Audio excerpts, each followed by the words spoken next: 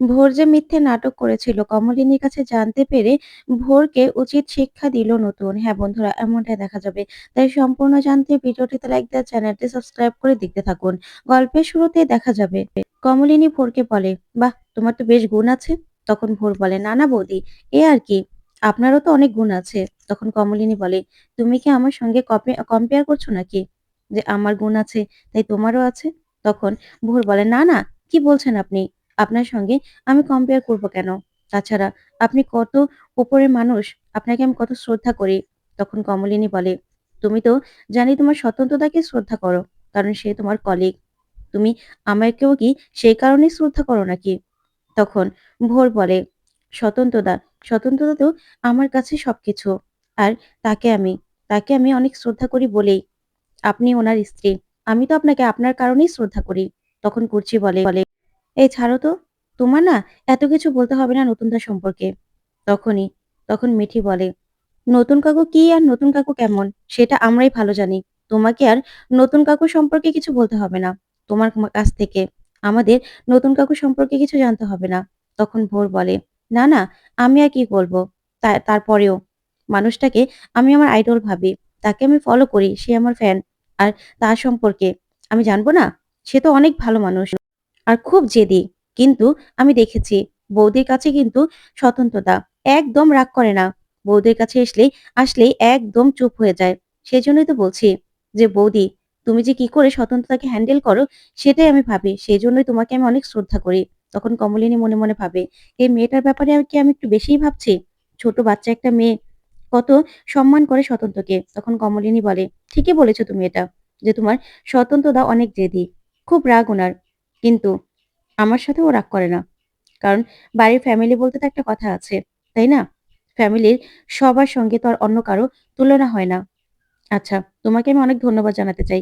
আমাদের এই বিপদের দিনে তুমি আমাদেরকে এতটুকু হেল্প করছো। তখনই ভোর বলে, না না বৌদি, কি যে বলেন না। তখন কমলিনী বলে, হ্যাঁ, আমার মেয়েকে তুমি সাজিয়ে দেবে, সেজন্য তোমার কাছে আমি কৃতজ্ঞ থাকবো। সত্যি কথা, তুমি তাড়াতাড়ি করে ওকে সাজিয়ে দাও, কারণ বরপক্ষ তো চলে আসবে। তখন মিঠি বলে, না, এটা কিন্তু এমন বড় কোনো ব্যাপার নয়। আমিও সেজে নিতে পারতাম। আমার অত সাজতে ভালো লাগে না। তখন কমলিনী বলে, তুই চুপ কর তো, ও বাড়ি থেকে কত মানুষ আসবে, তোকে কেউ প্রথম দেখবে। তখন কুর্চি বলে, হ্যাঁ তাই তো। আর তোর জন্য তো আমরা রঙিন শাড়িও পরতে পারলাম না। তুই তো সাদা পরবি বলে আমাদেরকেও আমাদেরকেও সাদা পরতে হচ্ছে। তখন মিঠি বলে, কেন?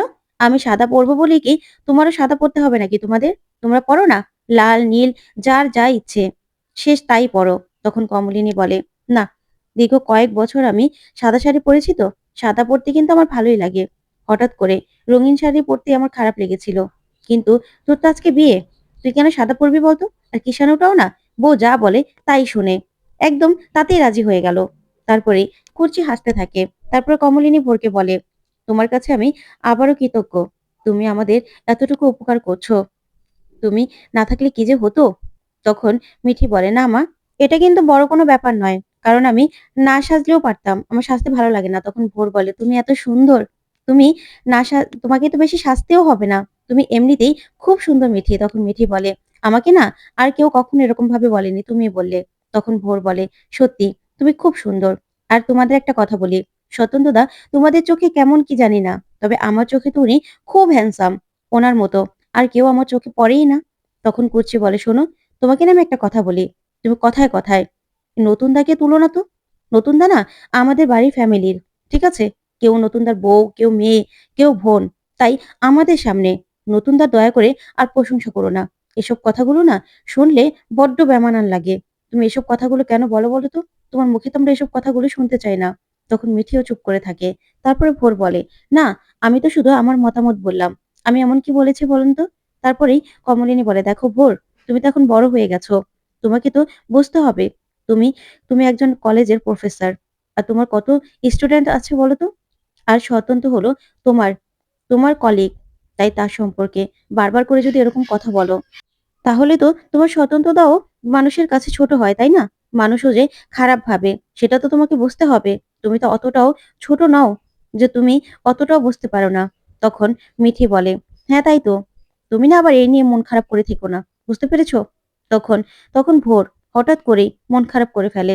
তখন কমলিনী বলে, "তোমাকে না এখন বুঝে শুনে কথা বলতে হবে।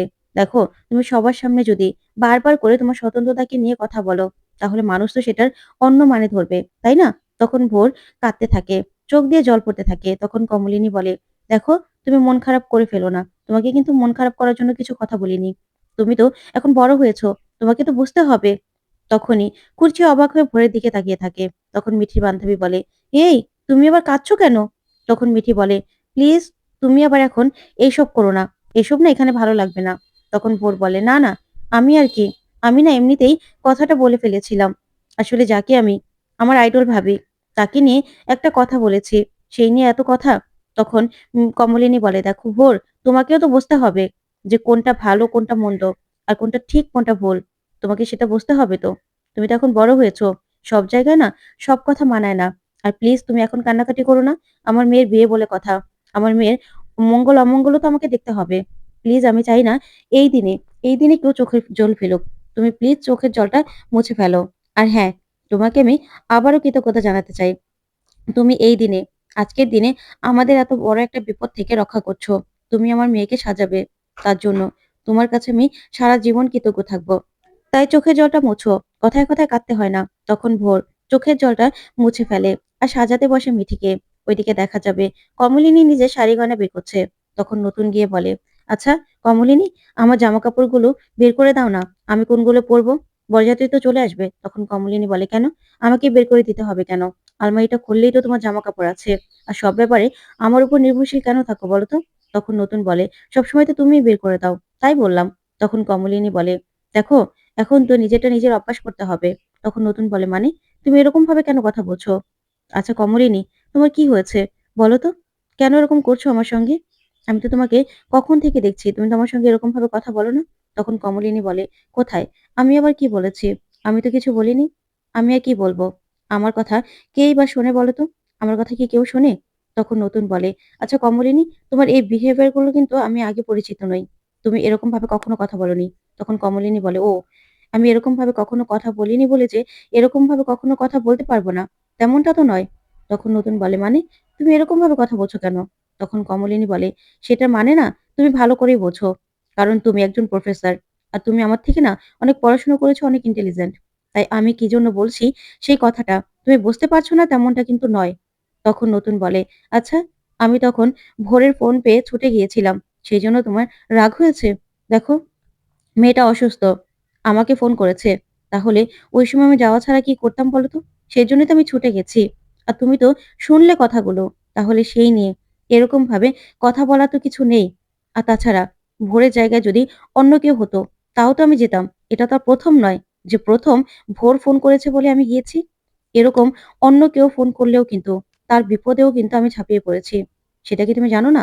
দেখো, বুবলাই, বুবলাই আমাকে বারবার অপমান করেছে।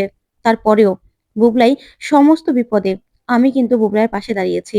তখন কমলিনী বলে, "বুবলাইয়ের কথা কেন বললে? বুবলাইকে নাকি তুমি নিজের সন্তানের মতো দেখো, তাহলে?" তখন নতুন বলে, "হ্যাঁ, আমি সন্তানের মতো দেখি। কিন্তু ওরা যে আমাকে বাবার জায়গাটা দিয়েছে, তাও তো সঠিক নয়, তাই না? বারবার সব রকম কাজে কর্মে ওরা বুঝিয়ে দেয় যে আমি ওদের বাবা হয়ে উঠতে পারিনি।" তখন কমলিনী বলে, "ও আচ্ছা, সেটাই বলছো, তাই না? তাহলে কি তুমি ভোরের বাবা হচ্ছ নাকি? যে ভোরকে তুমি ছোটবেলা থেকে বড় করেছো? যে তোমাকে ভোরকে এইভাবে হসপিটালে নিয়ে যেতে হলো? তোমার কথা শুনে তো এরকমই মনে হচ্ছে।"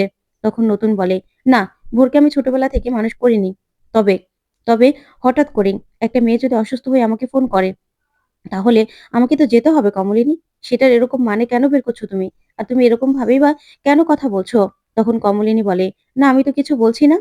আমি তো শুধুমাত্র বলতে চাইছি, তোমাদের নাকি তোমার নাকি সন্তান ওরা। তার মানে তুমি ওদেরকে এখনো সন্তান ভাবতেই পারোনি।" তখন নতুন বলে, "দেখো, আমি ওদেরকে সন্তানই ভাবি। কিন্তু কোথাও, কোথাও আমাকে না ওরা ঠিকই বুঝিয়ে দেয় যে ওরা আমার সন্তান না।" তখন কমলিনী বলে, "ও আচ্ছা, এখন এখন তুমি এই কথাগুলো বলবে, তাই তো?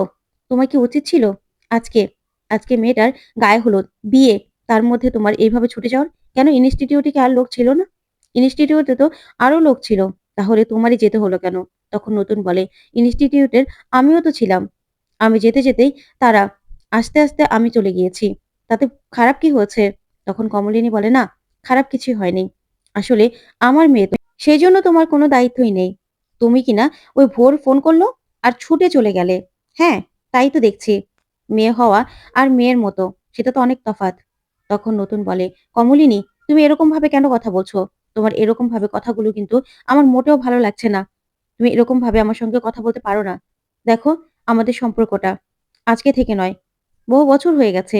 আর তাছাড়া তুমি, তুমি আমার সঙ্গে এরকমভাবে তো আগে কোনোদিনও কথা বলোনি। হঠাৎ করেই ভোরকে নিয়ে যদি তুমি এরকমভাবে কথা বলো, তাহলে আমার খারাপ লাগবে। খারাপ লাগবে না?" তখন কমলিনী বলে, "তুমি নিজেও জানো যে ওই মেয়েটা তোমার জন্য দুর্বল। তারপরেও ওই মেয়েটাকে বেশি প্রশ্রয় দিয়ে ফেলছো না?" তখন নতুন বলে, "তুমি কি ভোরকে নিয়ে আমাকে সন্দেহ করছো? এরকমটা আমি কোনোদিনও তোমার কাছ থেকে আশা করিনি। তুমি কি বলতে চাইছো যে ভোরের সঙ্গে আমার কোনো সম্পর্ক? সেজন্য আমি ছুটে যাই? তুমি এরকমভাবে বলতে পারলে?" তখন কমলিনী বলে, "আমি কিন্তু একবারও বলিনি যে তোমার ভোরের সঙ্গে সম্পর্ক। বুঝতে পেরেছ? সেটা কিন্তু তুমিই বলেছ।" তখন নতুন বলে, "দেখো, মেয়েটা আমার এত বড় ফ্যান। আর মেয়েটা, মেয়েটা এরকম করে। ওর তো এখানে কেউ নেইও। তাছাড়া ইনস্টিটিউটে সবথেকে বেশি পরিচয় আমার সঙ্গে। তাই তো ওকে বাড়িতে নিয়ে এসেছি।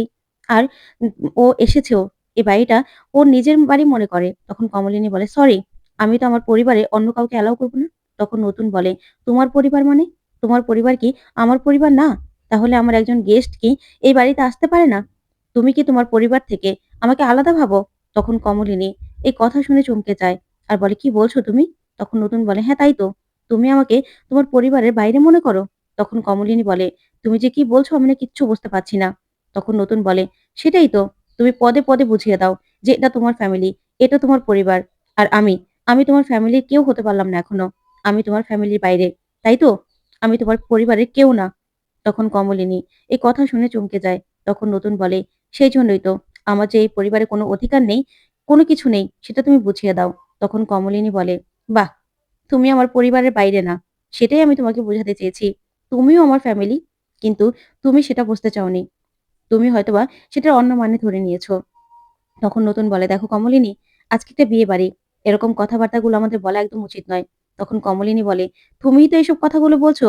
আমি তো বলিনি।" "হ্যাঁ, তাই তো। আমার মেয়ের বিয়ে। না হলে তুমি এরকমভাবে মাঝরাতে চলে যেতে পারতে না।"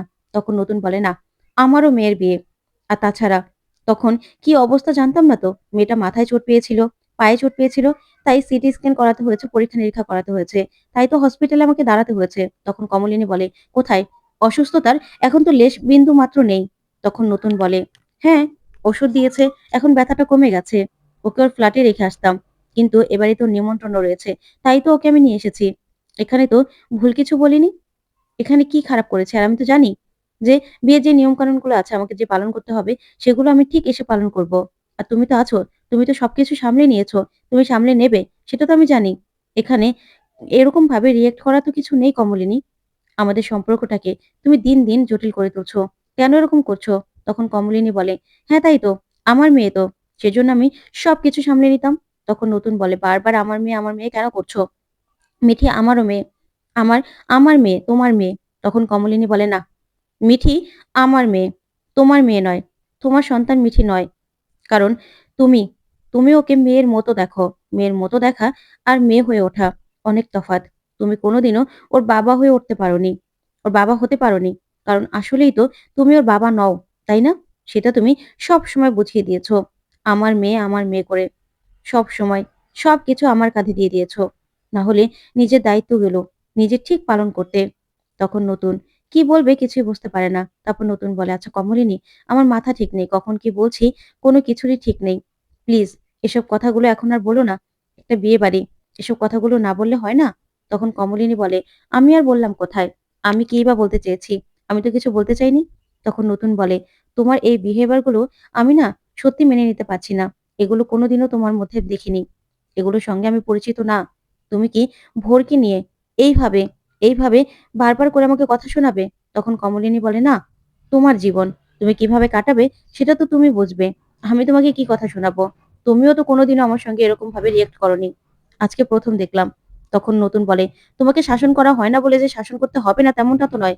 তোমাকেও শাসন করতে হবে।" ঠিক তখনই কমলিনী বলে, "হ্যাঁ, তাই তো। আমি তো অবাধ্য, তাই না? আমাকে তো শাসন করতে হবেই। এত বছর পরে গিয়ে তোমার এটা মনে হয়েছে যে আমাকে শাসন করতে হবে। আমাকে শাসন করা হয় না।" ঠিক তখনই সেখানে ভোর চলে আসে। আর এসেই বলে, "বৌদি আসবো?" তখন কমলিনী বলে, "এসো, কার কাছে এসেছো? তোমার স্বতন্ত্রতার কাছে না আমার কাছে?" তখন ভোর বলে, "না বৌদি, সাজানো হয়ে গেছে মিঠিকে। তাই আপনি দেখবেন কিনা সেটাই।" তখন নতুন বলে, "না, থাক। তোমার শরীর এখন কেমন?" তো বন্ধুরা, কেমন লাগলো আজকের আপডেট? কমেন্ট